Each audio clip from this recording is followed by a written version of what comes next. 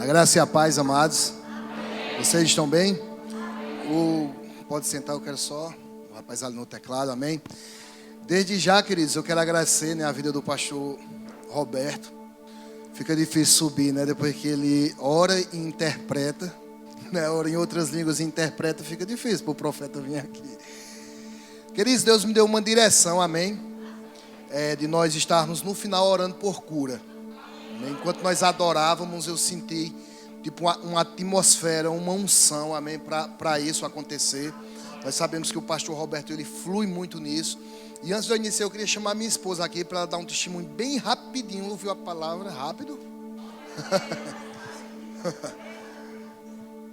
E aí depois eu entro na mensagem. No final a gente vai deixar um tempo para o pastor Roberto estar fluindo aí nessa unção que Deus confiou na vida dele. Graça e paz, amém? Vou testemunhar uma cura que eu recebi pela parte do pastor, lá em Livramento.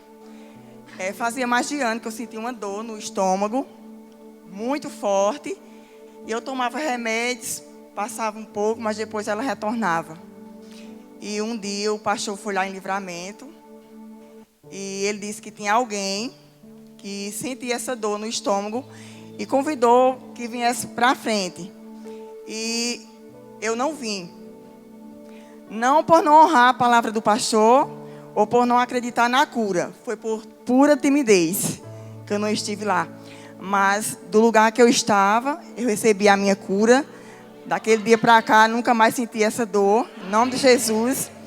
Então eu estou testemunhando aqui para dizer que Deus ainda cura. Deus ainda cura. E honre o seu pastor. No dia que ele convidar você para vir para cá, que você venha. Em nome de Jesus. E se você veio para este lugar hoje, receber uma cura, não saia daqui sem receber ela. Amém? Glória a Deus. E quem mais ficou feliz com essa cura foi eu. Porque mulher sem dor dá trabalho, pastor? E queridos, era algo muito grande, amém? Algo bem mais ou menos um ano, essa dor ela vinha. Ela reclamava muito e ela foi curada instantaneamente. Nunca mais ela sentiu essa dor. E glória a Deus, pastor, a gente reconhece essa unção na sua vida. E não é apenas só o testemunho dela, existem outros testemunhos também na cidade de Livramento. E no final você vai receber dessa unção, amém?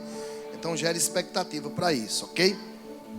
Então vamos lá, como eu falei, eu vou estar dando continuidade àquilo que Deus iniciou ontem. Então quem esteve aqui ontem, nós falamos sobre o movimento profético que vai estar acontecendo nesses últimos dias, onde Deus vai estar levantando os precursores, homens e mulheres que irão adiante, preparando o caminho para a volta do Senhor Jesus. E nós citamos uma das características dos precursores, que era os amigos do noivo. E nós usamos o texto aqui de João Batista, onde o próprio João Batista, ele se autodenomina o amigo do noivo. E nós falamos que para nós entendermos sobre o que era o amigo do noivo, nós tínhamos que ir na história. E entender que naquela época, quando ia haver o casamento, o pai do noivo pagava um dote, E ele marcava uma data para o casamento, mas ele não tinha contato com a noiva. E que Jesus é o noivo, nós somos a noiva. E o noivo, ele chamava o seu melhor amigo. E esse melhor amigo dele fazia um intercâmbio entre a noiva e o noivo. Era esse amigo do noivo que ornamentava a noiva para o dia do casamento. Era o amigo do noivo que falava para a noiva aquilo que estava no coração do noivo. E trazendo para os nossos dias, Deus vai estar levantando nesses dias homens que andarão no mesmo espírito de João Batista, e que carregarão, e que uma de suas características será amigos do noivo. Quem é o noivo? Jesus. Então Jesus, ele está em busca de amigos nesses últimos dias, para que possa estar preparando a igreja. E eu falei que como corpo nós somos a noiva, amém? Mas como indivíduo, eu sou um amigo do noivo. E Deus vai estar levantando nesses últimos dias o maior exército de amigos do noivo, homens e mulheres que vão estar preparando o caminho para a volta do Senhor Jesus. E hoje à noite eu quero lhe dar algumas instruções de como você pode se tornar um amigo do noivo, amém? E desde já eu quero te dizer, só existe um caminho. É você se dedicando a uma vida devocional. É você se dedicando a estudar a palavra de Deus. É você se dedicando no lugar, tirando tempo diário na presença de Deus. E queridos, vocês têm um exemplo, amém, na sua igreja. O pastor Roberto é um homem do lugar secreto. É um homem que ora, eu acompanho ele, eu vejo as postagens dele. E eu quero te dizer, queridos, que não basta você congregar. Amém? Congregar é bom, é bíblico, devemos congregar. E ontem eu falei sobre isso, sobre o relacionamento do noivo com a noiva em comunidade. Mas eu quero te dizer, meu irmão, que também é muito importante você tirar tempos a sós com Deus em casa, para que você possa gerar um relacionamento de intimidade com Ele, para que você possa se tornar um amigo do Senhor Jesus. E como eu falei ontem, você não fala seus segredos para qualquer pessoa, fala? Você não revela seu coração para qualquer pessoa, não.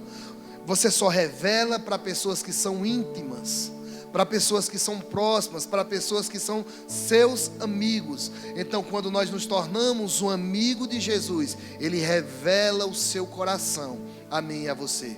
Ele revela os seus pensamentos. E assim nós podemos dar respostas ao lugar secreto. Eu sempre digo, o problema não é profecia. Profecias todos nós já recebemos um dia. O problema é nós darmos respostas ao ambiente profético ao qual nós estamos vivendo. Então Deus disse que você seria um pastor. O que você está fazendo para dar resposta a essa profecia? Você está se preparando para isso? Deus disse que você seria um mestre. Você está se preparando para dar resposta para esta profecia? Então nós, como amigos do noivo, além de nós irmos preparar a noiva para o encontro com o noivo, nós vamos ajudar a noiva a dar resposta às profecias de Deus nesses últimos dias. Como o pastor Roberto disse, nós estamos vivendo os princípios das dores. E como igreja, nós precisamos nos aproximar mais de Deus. Quando nós olhamos para a palavra de Deus e que nós olhamos para a vida de Jesus, nós vamos observar que aquilo que mais nos chama a atenção são os milagres que Jesus fez. Nós vamos ver, se impressionar quando Jesus anda sobre as águas. Nós vamos nos impressionar quando Jesus curava enfermos, paralíticos. E isso nos chama muito a atenção. Mas algo que deveria nos chamar a atenção não era apenas os milagres, mas era a vida de devoção de Jesus diariamente. A Bíblia diz: e Jesus se retirou de madrugada para estar a sós com Deus. E Jesus deixou a multidão e foi para um lugar deserto para estar a sós com Deus. E certa vez os discípulos de Jesus chegaram para eles e disseram: Jesus, nos ensina a orar, assim como João Batista ensinou aos seus discípulos. E eu fico imaginando, os discípulos não poderiam ter pedido a Jesus para que Jesus os ensinasse a caminhar sobre as águas? Eles poderiam ter pedido a Jesus para que Jesus os ensinasse a curar os enfermos. Eles poderiam ter pedido a Jesus para que Jesus os ensinasse a pregar com eloquência, com sabedoria e com autoridade. Mas eles não pediram isso. Eles pediram para que Jesus os ensinasse a... Por quê? Porque eles entenderam que Jesus curava enfermo, porque era um homem de oração. Eles entenderam que Jesus andava sobre as águas, porque era um homem de oração. E os discípulos aprenderam tão poderosamente esse princípio, que lá em Atos, quando houve uma contenda entre as divisões das cestas básicas com as viúvas, o que foi que eles disseram? Não é bom que nós viemos nos ocupar com essas coisas. Vamos levantar diáconos, homens que possam lidar com isso, e nós vamos ficar apenas na meditação da palavra e na oração. Então, queridos, existe uma grande importância na oração. Existe uma grande importância de nós tirarmos tempos a sós com Deus. Você sabia que o seu principal chamado não é ser um pastor? Você sabia que o seu principal chamado não é ser um profeta? Você sabia que o seu principal chamado não é ser um mestre? O seu principal chamado é para estar com Deus. O seu principal chamado é para ter um relacionamento de intimidade com Deus no lugar secreto. Quando Jesus chamou os discípulos, Jesus não os chamou primeiramente para um ministério. A Bíblia diz: e Jesus chamou os seus discípulos para estar com Ele.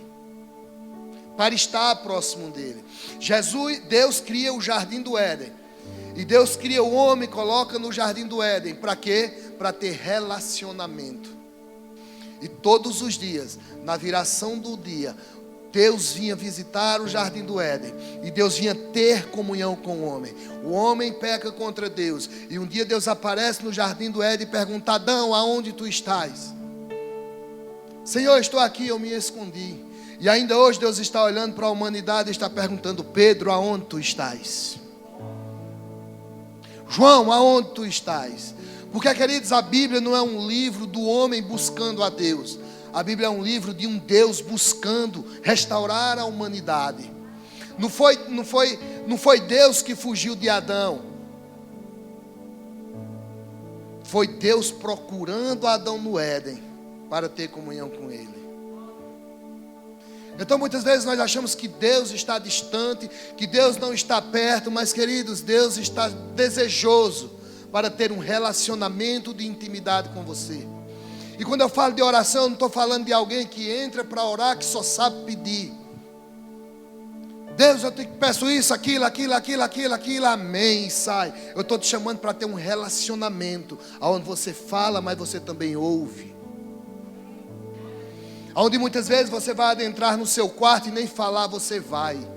Você vai apenas fechar os seus olhos e contemplar a majestade do Rei da Glória. Você vai apenas fechar os seus olhos e se derramar diante dele, dizendo: obrigado, Senhor Jesus, porque eu não era nada. Obrigado, Senhor Jesus, porque eu não era ninguém. Obrigado, Senhor, porque na cruz do Calvário o Senhor me libertou. Você vai entrar no seu lugar secreto e você vai apenas ouvir ele dizendo que te ama. Um dia, passando por um momento difícil, com algumas dúvidas no coração, eu tranquei no quarto e ouvi uma voz dentro de mim dizendo: tu és filho amado, eu te amo.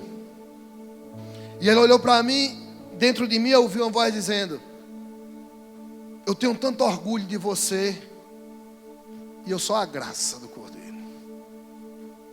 E eu disse: Xande, como é que o Senhor pode se orgulhar de mim? E ele disse: porque eu sondo o desejo do teu coração.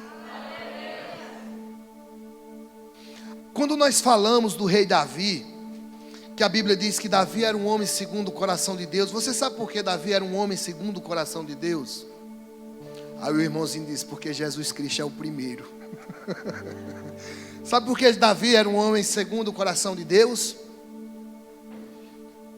E Davi foi um homem que pecou mais do que Saul. Se colocar na balança, Saul pecou bem menos do que Davi, e Saul foi rejeitado. Davi adulterou, foi cúmplice de um homicídio, matou crianças, fez tantas coisas nas batalhas. Mas sabe por que Deus disse: olha, eu escolhi um homem segundo o meu coração?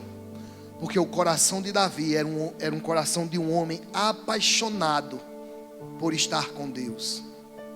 O coração de Saul estava no trono. O coração de Saul estava na fama. O coração de Saul estava no sucesso, porque aonde está o teu coração, aí está o teu tesouro. Mas o coração de Davi estava na presença. Quando ele adultera, e no Salmo 51, ele entra na presença de Deus, orando, pedindo perdão.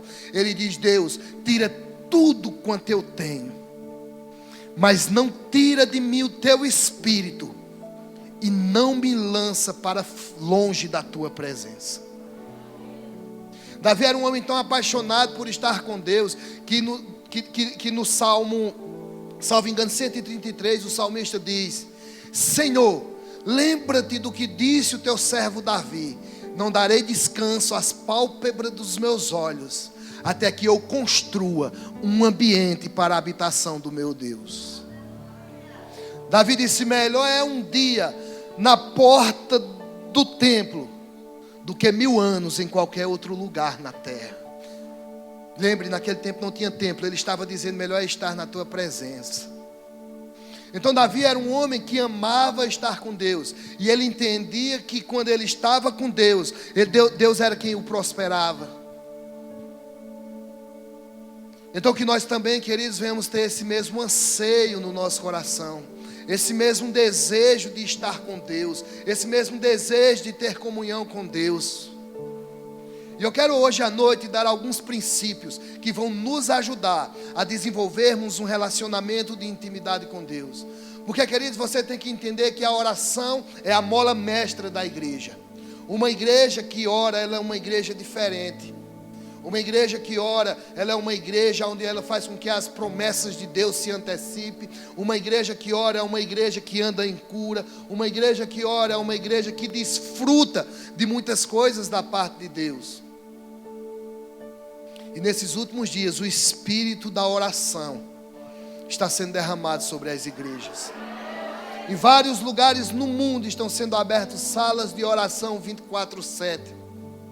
Movimentos de oração dia e noite, onde existem turnos, grupos de pessoas, uma hora, outra hora. E assim Deus está levantando, porque esse grupo de oração, ele vai preparar a igreja para os últimos dias. Mas para isso nós precisamos aprender 3 princípios importantes. Se você não descobrir esses 3 princípios, não tiver consciência, você nunca vai ser um homem de oração. Se você quer participar desse movimento de oração, que é um movimento de oração coletivo, antes você tem que desenvolver um relacionamento de intimidade com Deus num lugar secreto. E o primeiro princípio é, você tem que ter a consciência de que Deus é seu Pai. Você sabia que nós no Brasil, principalmente no Brasil, nós temos uma grande dificuldade de se relacionar com Deus como Pai? Porque a mentalidade que nós temos de Deus como Pai, nós ligamos a paternidade de Deus espiritual com a paternidade natural. E quando nós olhamos para os nossos pais naturais, nós achamos que Deus é um pai como os pais naturais. E muitos foram abusados pelos seus pais.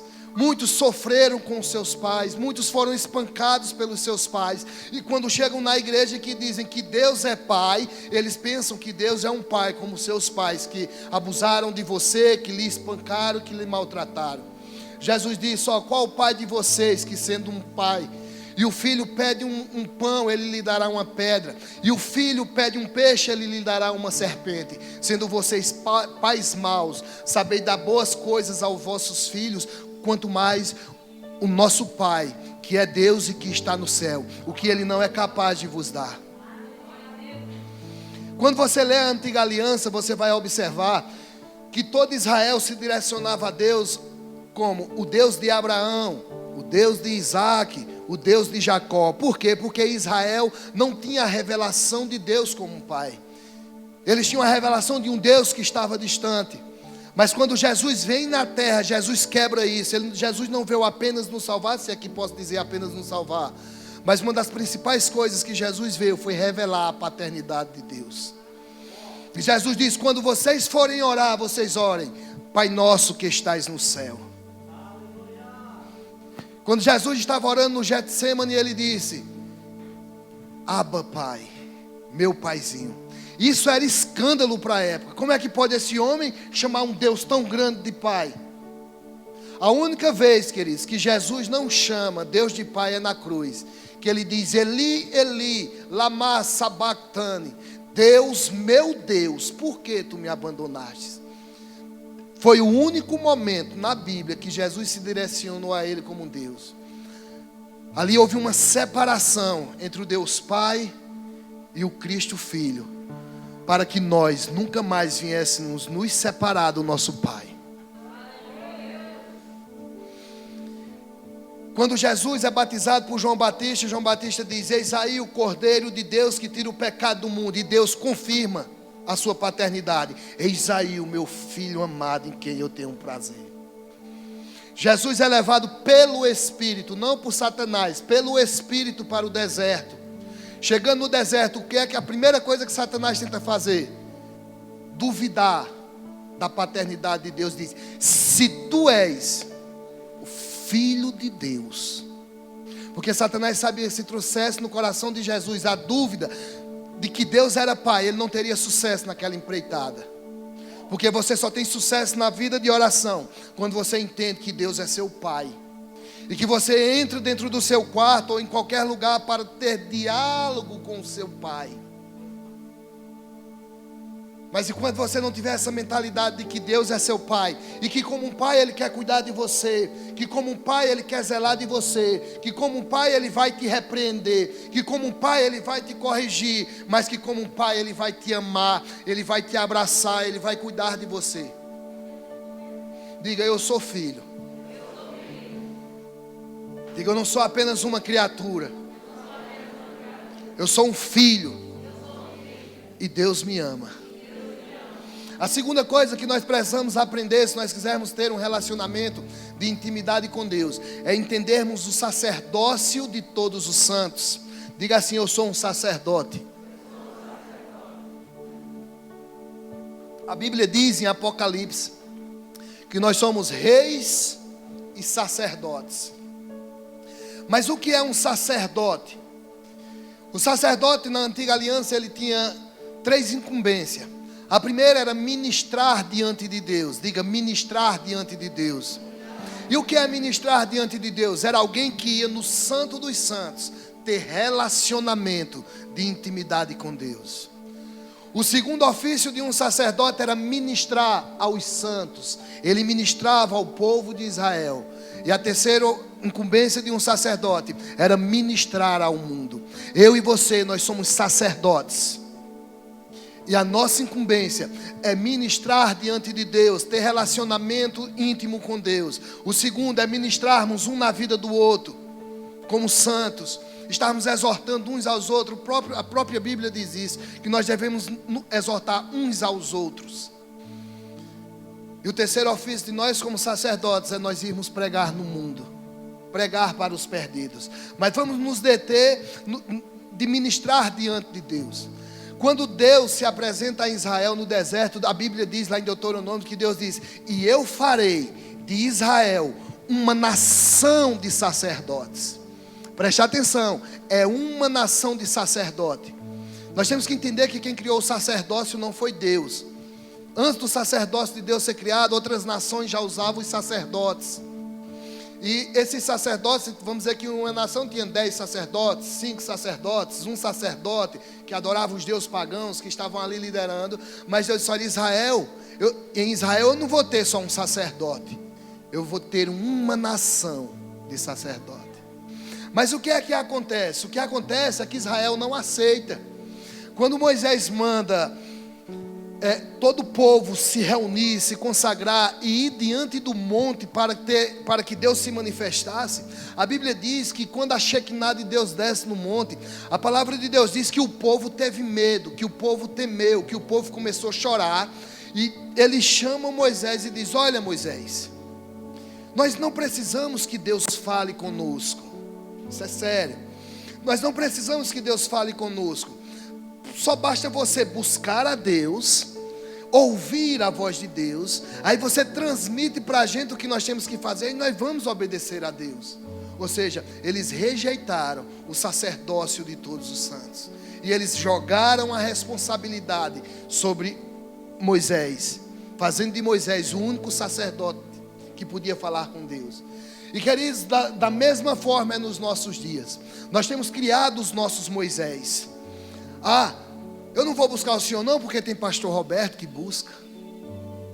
Eu não vou orar não, porque pastor Roberto já ora. E eu vou para o culto e recebo uma mensagem abençoada do pastor Roberto e eu sou abençoado. Nos diga, pastor Roberto, o que devemos fazer. Ore a Deus, buscar o Senhor e nós vamos seguir. Ei, meu irmão, Deus te chamou para você ter um relacionamento de intimidade com Ele. Devemos honrar o pastor? Sim. Devemos entender que ele é um homem de Deus? Sim. Mas você tem que entender que você tem que ter um relacionamento com Deus. Ei, deixa eu te dizer algo. A vida espiritual dele, o relacionamento dele com Deus, ele não vai te promover. Vai promover ele. Mas o que vai te promover é o tempo que você gasta com Deus. Então nós criamos sacerdotes igualmente Israel. Não, Moisés, vai lá, busca, adora. E quando Deus falar, você vem e você fala para a gente. E isso, queridos, quando nós não temos essa consciência de que somos sacerdotes e que nós podemos impor as mãos nos enfermos e eles serem curados, que nós temos livre acesso a Deus, que nós temos a capacidade de ministrar a palavra, porque o Espírito habita em nós. Sabe por que nós temos pregadores? Porque você não tem intimidade com Deus. Porque a Bíblia diz: o Espírito de Deus vos ensinará todas as coisas. Mas por que Ele não ensina? Como é que Ele vai ensinar se você não consegue ouvir a voz dEle? Aí nós estamos criando os nossos Moisés, estamos jogando toda a responsabilidade sobre o pastor, e o pastor está sobrecarregado, porque tem um demônio se manifestando na casa do vizinho. Você não tem coragem de expulsar. Você é um sacerdote, você tem a mesma autoridade que o pastor tem de expulsar o demônio. Porque o irmão está enfermo, eu vou chamar o pastor para orar. Meu irmão, você tem a mesma autoridade de impor as mãos sobre os enfermos e você ser curado. E eu sei que ele ensina isso aqui. Só que você sabia que tem igrejas que prendem as pessoas com essa mentalidade de que só o pastor pode, e essas igrejas manipulam as ovelhas. E elas manipulam as ovelhas de tal forma que tudo que uma ovelha tem que fazer, tem que comunicar ao pastor, tem que chamar o pastor para ver se o pastor abençoa.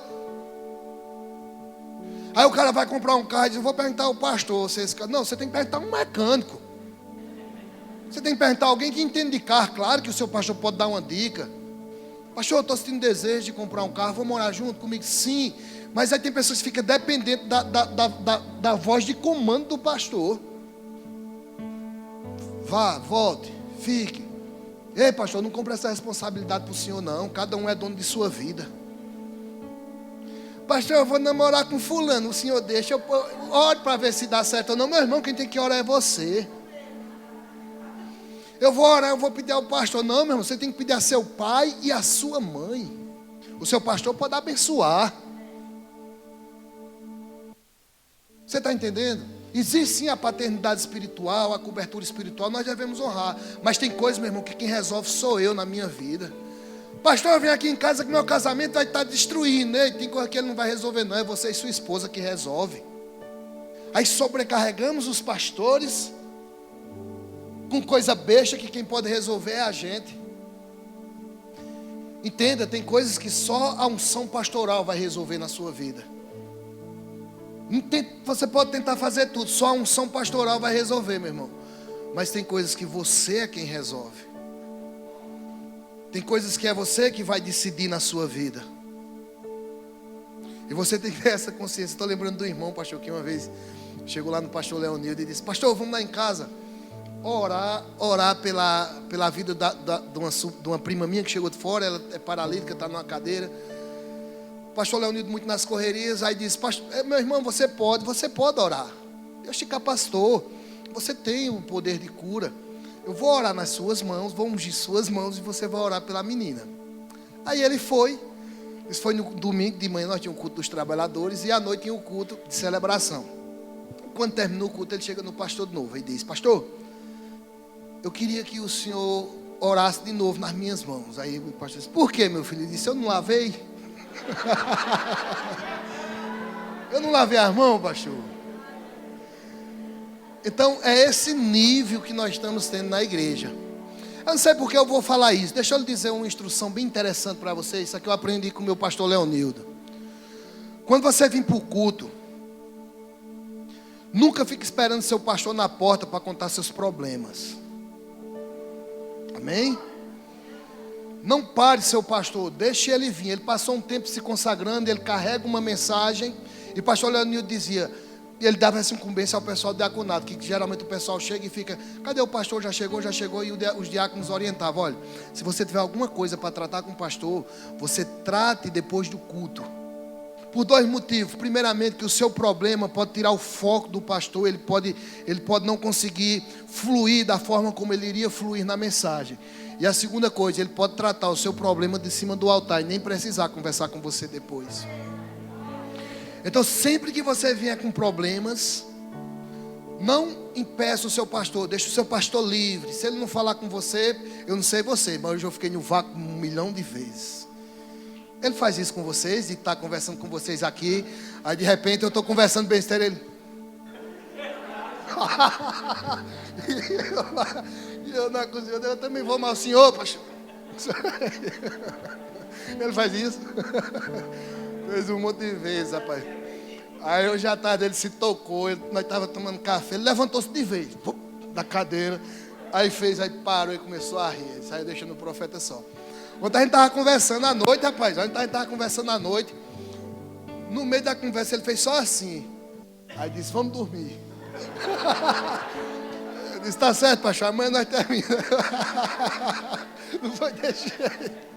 Aí eu fiquei brincando com ele depois. Eu estou acostumado. Pastor Josnaldo também. Pastor Leonildo era do mesmo jeito. Acho que é a mente viajando, né? Então lembre-se, protejam o seu pastor.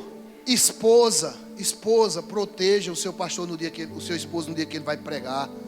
Tá entendendo? Mesmo que tenha qualquer moído, mesmo que ele faça de tudo, não brigue com ele não. Deixa ele à vontade. Você diz, depois eu resolvo com você. Mas não vai que todo mundo briga, então não. Que briga, casal briga, mas protege esse momento, deixa ele ministrar, deixa chegar em casa sossegado, tá entendendo? Aí você, porque senão de repente você pode tirar essa conexão que ele está se preparando, buscando, amém? Então diga, eu sou um sacerdote, e como sacerdote, eu tenho livre acesso ao Rei da Glória. Jesus veio e o véu se rasgou, e agora todos nós somos sacerdotes. Você tem poder de curar, você tem poder de expulsar demônios, você tem poder, queridos, de fazer muitas coisas. Então não sobrecarregue o seu pastor. Amém? Nem se deixe ser manipulado por alguns que dizem que só quem tem poder é ele. Não, o poder também está sobre você. Ok? A segunda coisa, se nós quisermos desenvolver um relacionamento de intimidade com Deus, a primeira é que nós somos filhos. A segunda é que nós somos sacerdotes. E a terceira é que nós somos a noiva do Cordeiro. E se você não sabe, essa revelação, ela ainda não conseguiu penetrar no coração da igreja. De que a igreja é a noiva, que Jesus é o noivo e que Jesus vai vir buscar essa noiva. E eu não consigo entender como é que uma noiva não tem relacionamento com o seu noivo. Imagina só, você está aqui e você é noiva. E você tem o seu noivo. E você não tem relacionamento de intimidade com sua noiva. Você não para sentar com sua noiva, para saber quais são os planos dela para você, para saber quais são os planos do seu noivo para a sua vida. Nós somos a noiva de Cristo. E se nós entendermos que nós somos a noiva e que Ele é um noivo apaixonado por mim e por você, e que Ele é um noivo que quer ter um relacionamento de intimidade diário conosco. Então, queridos, coloque isso no seu coração. Jesus Cristo é o noivo, Ele me ama, é o noivo apaixonado e Ele anseia por ter intimidade comigo. Lembre-se do que eu disse no início: Deus nunca fugiu do homem, o homem que fugiu de Deus. Nunca, ainda hoje, Deus está atrás daqueles que retrocederam. Eu desviei um tempo da minha vida, mas Deus nunca me abandonou.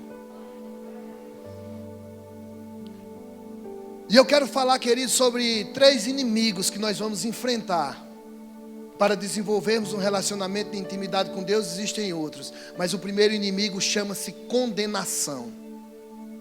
Você nunca vai desenvolver um relacionamento no lugar secreto de oração se você deixar Satanás te condenar. Você erra, você peca, aí de repente você diz: eu não vou buscar a Deus porque Deus não vai me ouvir. Eu acabei de pecar, Ele não vai me ouvir. Ei, aí você diz: eu vou esperar passar isso, deixa passar aí, eu não vou mais errar, aí eu vou buscar a Deus. Deixa eu te fazer uma pergunta: você espera melhorar para ir ao médico? Não?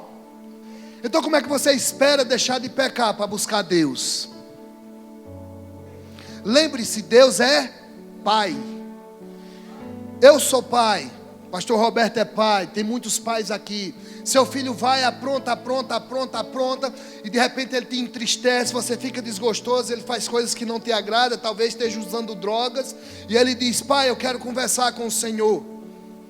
Você despreza o seu filho? Vamos conversar, vamos sentar, vamos ter um momento de intimidade. E imagina Deus, que vê o seu filho distante, pecando, tropeçando. Aí o filho diz: pai, eu quero conversar com o Senhor. E ele disse: venha, meu filho, eu estou aqui lhe esperando. E muitas vezes essa conversa, talvez Deus vá te confrontar. Deus vai bater de frente com o seu pecado e vai dizer: olha, você está errado, você precisa mudar, você precisa se arrepender. E você chora, você cai ali e se entrega nos braços do Pai. Em outros momentos Ele vai só te amar. E Ele diz: não é momento de correção, eu vou amar.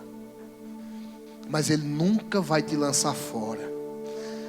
Não existe mais condenação para aqueles que estão em Cristo Jesus. As coisas velhas já passaram, eis que tudo se fez novo. Aí você quer dizer: quer dizer que eu posso viver pecando do jeito que eu quiser e buscar a Deus? Não é isso que eu estou dizendo. Primeiramente, quem desenvolve um relacionamento de intimidade com Deus, chega um momento que vai viver uma vida santa e íntegra na presença dEle. Mas se você quer viver brincando, tudo bem. Mas mesmo, o que eu estou dizendo aqui, mesmo você estando errando, mesmo você estando pecando, continue buscando a Deus. Continue entrando na presença dEle, chorando, dizendo: Deus, eu sou fraco. Sabe por que você peca? Não é porque você não ama Jesus. Você peca porque você é fraco. Estamos em um corpo físico, e enquanto estivermos nesse corpo físico, nós vamos lutar contra a carne. E uma das formas de fortalecermos o nosso espírito é estando com Deus e vencendo a carne. Mas tem pessoas que estão aqui que pecam e que se condenam, dizendo: eu não presto, eu não sirvo para nada. Mas deixa eu lhe dizer algo, meu irmão, que você não peca porque você é ruim, você não peca porque você não deseja acertar, ou porque você não ama Jesus. Você peca porque você é fraco. Mas dentro do seu coração tem um desejo de transformação. Dentro do seu coração, não vive muito não para não se entregar. Dentro do seu coração há um desejo de ser transformado, de ser liberto da pornografia, de ser liberto de tantas áreas que tem te atormentado. E eu quero te dizer, meu irmão, que se você perseverar no lugar secreto, você é transformado, porque você vai sendo moldado, você vai sendo confrontado. E quem vive uma vida de oração não vai permanecer pecando. O segundo inimigo da vida de oração são as emoções. Eu não estou sentindo nada, né? Entramos no quarto para orar e não estamos sentindo sono, e não estamos sentindo nada. A única coisa que sentimos é sono. E deixa eu lhe dizer algo. Talvez você diga assim: toda vez que eu oro eu durmo. Aí eu lhe pergunto: quem nunca dormiu nos braços do Pai? Então não se preocupe, durma nos braços de Deus. Tem hora que eu estou orando, de repente às vezes eu gosto de ficar deitado, contemplando ali, e de repente eu vou dormindo, aí eu tenho tipo uma impressão que eu estou escorregando numa casca de banana, eu dou um pulo. Nunca aconteceu isso com vocês, não? Mas eu tenho a impressão que eu vou entrando numa quadra para jogar futebol e a quadra está molhada, Henrique, aí eu dou um pulo, eu digo: é Deus me chamando, Deus quer que eu fique acordado. Então, não se preocupe com as emoções. 90% dos momentos que eu oro a Deus, eu não sinto nada. Eu não me arrepio, eu não sinto o ambiente diferente, eu não choro, 90%. Mas a questão de eu me arrepiar, a questão de eu sentir um ambiente diferente, isso não significa que ele não esteja lá. Porque nós não devemos andar pelo que vemos, nem pelo que sentimos. Nós andamos pelo que nós cremos. E Ele disse: eu não vos deixarei sozinhos. Então, meu irmão, quando você adentra no seu quarto, tenha consciência, Ele está lá. Você sentindo ou não, Ele vai estar lá. Então não fique esperando que um anjo desça do céu, que balance as águas, né? Gerando expectativa para que coisas grandes aconteçam, porque você se frustra. Amém? E não tente inventar experiência. Quem nunca leu aquele livro de Benihim, quem sentiu que aquele livro contava no passado? E tem pessoas que se frustraram porque eles quiseram, pastor, eles quiseram. Eu vou dar um exemplo, não sei se vocês conhecem. E eu digo isso porque ele compartilha, e isso aí foi muito frustrante para ele. Isaac, filho do pastor Leonildo, eu sou muito amigo dele, ele sempre manda mensagem para mim, a gente está sempre interagindo. E ele pergunta muita coisa para mim. Ele, um menino de Deus, né? E Isaac disse: profeta, rapaz, eu li aquele livro e eu queria ter aquelas experiências e eu nunca tive. Isso me frustrou de um jeito que eu quase que não queria mais nada com Deus. Por quê? Porque ele tentou produzir algo que só Deus pode produzir. Só Deus pode produzir uma experiência. E cada experiência é cada experiência. Mas a questão de Deus não está, de você não sentir, não quer dizer que Deus não está. Então sempre que você for orar, entre no quarto secreto. O próprio Jesus diz: quando você for orar, abra a porta e feche a porta do lugar secreto, que o Deus que ouve em secreto estará lá. Então entre no quarto com a consciência: Deus está aqui, seja para orar, seja para adorar, seja para pedir, de qualquer forma tenha consciência, Deus está aqui. O terceiro inimigo da nossa vida de devoção, de oração, são as comparações. Amém? Nós muitas vezes estudamos biografias, né, pastor, de grandes homens de Deus que oram 3 horas por dia, outros oraram 7 horas por dia, que nem William Seymour, que orava 7 horas por dia, o cara lá do avivamento da Rua Azusa, um dos maiores avivalistas. John Wesley, que orava 3, 4 horas andando em seu cavalo, e tantos outros. William Brandt, que foi um dos maiores homens de oração e de jejum que já existiu. Ele jejuou tanto que ele morreu novo. Mas um autor disse, o que William Brandt, sei lá, acho que é William Brandt, não sei, o que ele fez em 10 anos de ministério, em 100 anos, todas as igrejas dos Estados Unidos nunca conseguiram fazer. E nós vemos a biografia desses homens e queremos. Aí nós, olha, fulano orava 3 horas, agora você é um homem de oração. Aí você vai para o quarto e você começa a tentar orar 3 horas e você não vai conseguir. Se você não orava 10 minutos, já quer orar 3 horas, aí você não consegue e se frustra. Mas ei, aqueles homens quando iniciaram, eles não iniciaram orando 7 horas por dia, não.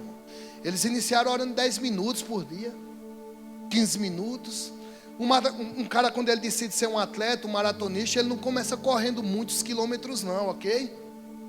Ele inicia correndo poucos metros, até eles desenvolverem e chegar a um ponto de poderem correr quilômetros. Então inicie sua vida de devoção com Deus, orando 10 minutos por dia. Aí você diz, mas eu não tenho tempo. E se eu lhe disser que o problema não é o tempo? Lá em Eclesiastes 3:1 diz que existe tempo para todo propósito debaixo dos céus. Existe tempo, não existe propósito. Ele está dizendo, olha, há tempo para todo propósito. A questão é que nós não estamos dando prioridade à vida de oração. Se você só pode orar 10 minutos por dia, meu irmão, ora só 10 minutos. Vai ser tão valioso diante de Deus quanto o cara que ora 7, que tem tempo para isso. E eu quero, antes de encerrar, eu quero dar aqui algumas dicas a vocês, para que vocês, que vai ajudar vocês, quem quiser anotar, anote, vai ajudar vocês a desenvolver um relacionamento de intimidade com Deus, amém? Mas eu quero dizer, o último passo, se você quiser desenvolver um relacionamento de intimidade com Deus, eu falei primeiramente que você tem que ter a consciência de que é filho, a consciência de que é sacerdote, a consciência de que é noiva, que são 3 classes que desejam e anseiam relacionamento com Deus, intimidade com Deus. Falei de 3 inimigos, não foi? Eu falei de quê? Condenação, emoções, comparações. Eu vou dizer só mais um. Eu nem sei o que é, deixa eu ver, eu acho que tem aqui notado, mas vamos na filinha, ainda não olhei para ela, viu? Porque nós estamos competindo, ver quem olha menos para o celular. Inconstância. Você sabia que o brasileiro tem uma característica que poucos têm, que é intensidade.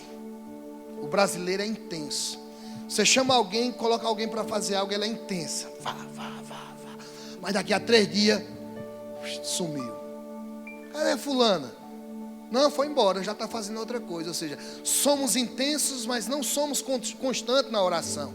Começamos orando naquele alvoroço. Agora eu sou um homem de oração. Vai para o quarto, ora. 3 dias, uma semana. de repente você começa a abandonar o lugar secreto. Por quê? Porque você é inconstante. Mas na vida de devoção é muito melhor a constância do que a intensidade. É melhor você todo dia orar 10 minutos do que orar 3 horas hoje e passar uma semana sem orar. Então seja constante, amém? Vamos lá, então se eu quiser desenvolver um relacionamento de oração, qual é o primeiro passo que eu tenho que fazer? Você tem que marcar um horário para estar com Deus. Você tem que estabelecer um horário no seu dia. Ah, mas eu trabalho o dia todo. Então você acorda 5 horas da manhã e diz, eu vou orar das 5 às 6. E marca aquele horário. Ah, eu só posso orar meu dia, na hora do almoço. Vai para o banheiro do teu trabalho e passa 10 minutos, é o seu tempo, é o seu horário. Ah, mas eu só posso orar à noite. Então marca um horário à noite. Estabelecido um horário, você tem que honrar, porque Deus honra. Se você fizer hoje uma aliança com Deus e disser, Deus, agora eu vou orar todos os dias. Tal horário. Ei, todos os dias, naquele mesmo horário, Ele vai estar lá. Lhe esperando. Então estabeleça um horário. Observação, tenha um horário escape. Porque pode surgir alguma coisa naquele horário que você não possa honrar aquele horário, mas você tem outro horário. Ah, eu não posso orar agora de manhã não, mas à noite quando eu voltar do trabalho eu posso. Mas deixa eu lhe dizer algo, nunca negocie o seu lugar de oração. Porque coisas vão se levantar, pessoas vão aparecer, coisas vão te inquietar para você sair daquele ambiente. E você vai dizer, eu não vou negociar esse ambiente. Eu vou orar aqui independente de qualquer coisa. Amém? Então estabeleça um horário. Segundo, tenha um lugar. Seja no quarto da sua casa, seja no mato. Ah, eu não posso orar em casa, meus meninos fazem muito barulho. Eu não consigo, vai para o mato, meu irmão. Charles Finney, um dos maiores avivalistas que teve, o encontro dele foi com Deus na mata. Ele vivia uma vida de pecado, ele adentrou na mata, pastor, ele se ajoelhou e ele citou o versículo lá de Jeremias, salvo engano é Jeremias, ele disse, Jeremias diz, Senhor, que buscar-me-ei e me acharei quando te buscar de todo o vosso coração. Eu estou te buscando, Senhor, de todo o coração. Ele disse que de repente foi como redes elétricas correndo no corpo dele.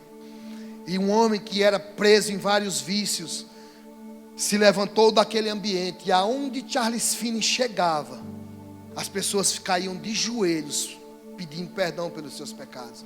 Diz que ele entrou na fábrica onde ele trabalhava, e por ele ser um homem alto, de boa aparência, as mulheres quiseram paquerar com ele. E quando as mulheres começaram a olhar dentro dos olhos de Charles Finney, a biografia dele diz, pastor, que elas começaram a chorar e curvar a cabeça e se ajoelharem pedindo perdão a Deus pelos seus pecados. A biografia de Finney diz que quando ele pregava aqui em uma igreja, se podia ouvir gritos em um quarteirão. As pessoas em suas casas estavam fazendo qualquer coisa, de repente deitado na cama. A presença de Deus era tão forte quando ele pregava, que as pessoas gritavam pedindo perdão a Deus, inquietas com os seus pecados. Um dia ele parou em uma rodoviária, o trem parou, ele desceu da rodoviária, e a biografia diz que quando ele pisou o pé fora do trem, as pessoas começaram a se ajoelhar, sem pregar. Pode pesquisar a biografia dele, Charles Finney, o grande avivalista. E Finney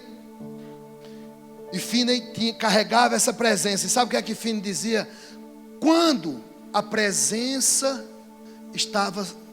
quando o fogo do avivamento estava se apagando, eu sabia aonde ele tinha iniciado. E eu voltava para o lugar de oração. Charles Finney tinha um companheiro dele. E esse companheiro dele morreu primeiro do que Charles Finney. E Finney sempre que ia pregar em algum lugar, fazer uma cruzada, alguma coisa, ele enviava esse companheiro dele e outro cara na frente. E esses caras chegavam uma semana antes. E esse cara alugava um hotelzinho, um quartinho de hotel, e ficava ali orando, intercedendo. E um dia Finney chegou e perguntou, onde está fulano? Eu esqueci o nome dele agora. E ele disse, o cara disse, rapaz, ele se trancou aí tem 5 dias, não come nem bebe, eu já estou pensando até que ele morreu. Aí Finney disse, tá não, ele está orando. E quando esse cara morre, Finney começa a parar o ministério dele. E pessoas começaram a questionar, Finney, você não vai mais dar continuidade ao seu ministério? E ele disse, o segredo do meu ministério não era eu. O segredo do meu ministério era fulano. E sem ele eu não posso fazer nada. O segredo era o tempo que ele gastava na presença. Ei, meu irmão, talvez você nunca vá subir nesse altar para pregar, mas muitas coisas vão acontecer através de pregadores nesse altar, por conta da sua vida de oração. E quando você chegar lá no céu, muitas pessoas estarão diante de Deus, e quando lhe chamarem, fulano, disser Billy Graham, aí todo mundo conhece Billy Graham. Eita, olha Billy Graham. John Wesley, todo mundo conhece. Aí quando dizer Maria, vem cá. Aí você vai olhar, Billy Graham, fulano, e vai chamar essa mulher para estar no meio desses homens. Porque quem é de oração pode não ser conhecido pelas pessoas, mas é conhecido diante de Deus. As pessoas podem nunca chamar seu nome em lugar nenhum, mas Deus te conhece na tua intimidade. Então, queridos, que nós possamos entender que nós precisamos ter esse ambiente, esse lugar. Então, em primeiro lugar, um tempo escape se não der certo. Em segundo lugar, estabeleça um horário, um lugar. Eu só posso orar em casa, então pede para tua esposa guardar teu lugar secreto. Pede para o esposo guardar o lugar secreto. Vai brincar com os meninos, desliga a televisão. Eu quero um ambiente que eu possa orar. Quando eu estou orando, a minha esposa é direto, cala a boca, eu levantar orando. Então você estabeleceu o horário, o lugar. Tenha sempre um caderno em suas mãos. Por quê? Porque quando você ora, sua mente vaga muito. E é quando você está orando que começa, eita, eu esqueci de trocar o óleo do carro. Eita, eu esqueci de comprar o comer do cachorro. E você fica com aquilo para você não esquecer, você fica moendo, e aquilo impede de você entrar na oração mesmo. Aí quando você tem um caderninho que você anota, meu irmão, você coloca tarefas, aí pronto, sua mente vai-se embora, meu irmão. Porque você sabe que depois, quando terminar, você sabe que tem que ir naquele caderno e vai estar lá anotado. Outra coisa, quando você está orando, vai vir coisas no seu coração. Deus começa a tratar coisas e você às vezes perde muito tempo meditando naquilo e diz, rapaz, eu tenho que pensar nisso, senão eu vou esquecer. Como é mesmo que Deus está dizendo? E começa, não, anota. E dá espaço para Deus falar mais. Deus pode falar sobre versículos da Bíblia e você vai anotando, mas tenha sempre um caderno de anotação. Tenha sempre a Bíblia, amém? A Bíblia sempre tem que estar no seu quarto de oração, para que Deus também possa falar com você através da Bíblia. E sabe qual é a oração mais eficaz? A oração bíblica. Você lê as orações dos apóstolos, a oração de Efésios, pelos seus familiares. Você tem versículos bíblicos, amém? Para que você possa citar a respeito daquilo que você quer orar. Ah, vou orar por cura. Pronto, vai orar por cura. Então pegue versículos que citam sobre cura, porque Deus se compromete com a sua palavra. Quando você começa a declarar aquilo que Deus escreveu a respeito de cura, a respeito de qualquer coisa na sua vida, coisas vão acontecer na sua vida, amém? Vamos ficar de pé. Não foi ferida por conta de algo que o pai falou, mas foram feridas por líderes religiosos, líderes que lhe machucaram, líderes que lhe exploraram. E você ficou com aquilo dentro do seu coração e talvez você pensasse, rapaz, eu não quero mais assim ter compromisso com a igreja. Eu quero ir ouvir uma pregação, voltar para a minha casa. Mas eu quero te dizer, meu irmão, que Deus é o Deus que cura essas feridas. E que você não vá para a igreja por causa de homens, porque se você for para a igreja por causa de homens, no dia que ele cair, você cai junto com eles. Vá para a igreja por conta do Senhor Jesus. Cada um vai prestar conta. Eu já ouvi várias vezes pastores dizer assim, eu vou prestar conta da sua vida diante de Deus. Não, cada um que preste conta da sua vida diante de Deus. Eu não vou prestar conta de sua vida, não. A sua salvação com Deus é problema seu. Eu vou pregar para você, eu vou lhe instruir. Agora chegar lá e Deus, Vai dizer, mas cadê a vida de fulano, pastor Roberto? Rapaz, não quis vir não. Aí Deus vai cobrar de mim, não quis vir. Eu preguei, eu ensinei. Então cada um que presta sua vida. Então que você entenda, você que foi ferido, não vá para a igreja por conta de homens. Vá para a igreja por conta de Cristo. Foi Ele que morreu por você. É Ele que merece o seu respeito. É Ele que merece a sua honra. Amém? Glória a Deus. Pastor, vamos orar pelos enfermos.